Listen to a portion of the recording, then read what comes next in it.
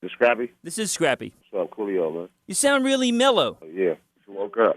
And you live in Vegas, right? Yeah, it goes down in the town. About 25 years ago, you were living in Compton. Did you know Eazy-E? Absolutely, I was signed to Ruthless before. What was he like? He was cool, man. He was real mellow. It was Dre that was the creative one. Dre, man, and Cube. But Cube's not from Compton. What was it like? In the very beginning of hip-hop on the West Coast, you know, they called it all gangster raps.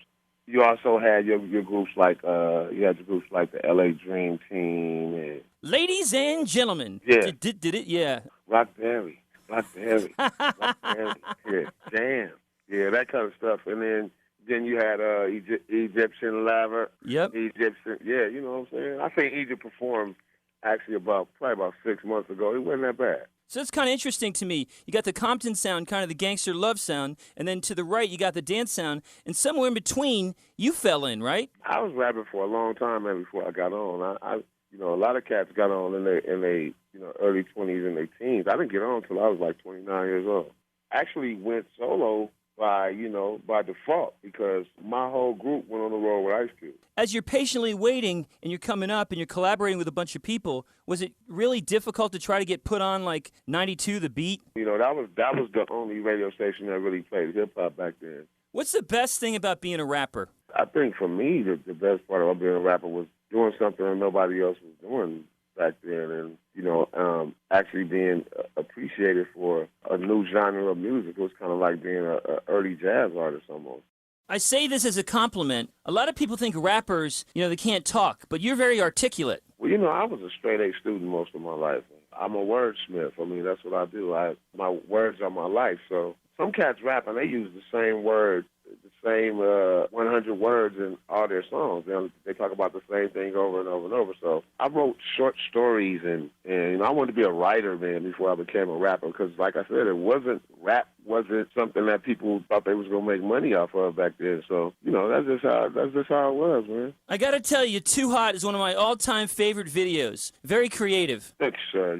I had a lot of fun doing it. I was actually back then. I think that was the funnest video I had did besides Fantastic Voyage up until that point. The girl in Too Hot, man, she was so fine, man. She was finer than cat hair, bro. I was married at the time.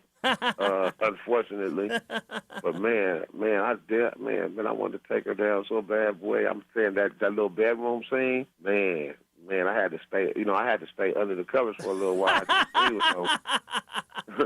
Fantastic Voyage, man. Everybody coming out of the trunk. That's legendary. That's Gary Gray's first film outing. The first film outing he had was Gangsta's Paradise. Speaking about Gangsta's Paradise, did you have a chance to holla at Michelle Pfeiffer? Man, I ain't seen Michelle Pfeiffer in gotta be 15 years. She's still half decent. I like my women a little bit thicker than that. And at the time when we did Gangsta's Paradise, she was a little on the thin side. There you have it. It's been in the news, so I want to ask you about the stage diving. What exactly happened there? You're talking about Barnsley, England. I actually didn't stage dive. Well, I actually did stage dive. And before I stage dive, let me tell you what I do. I take everything out of my pocket. I take off all my jewelry, and I take off my shoes.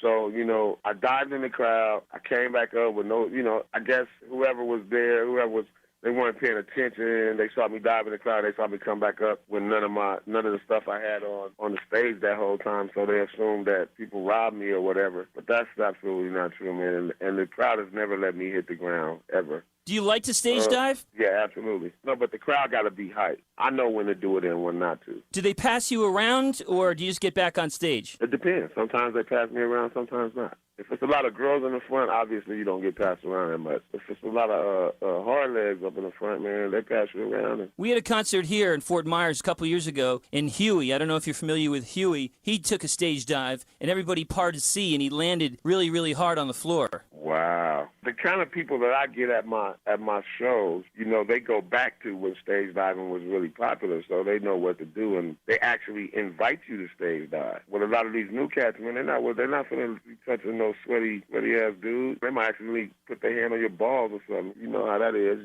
No, I don't. Well, I mean, neither do I.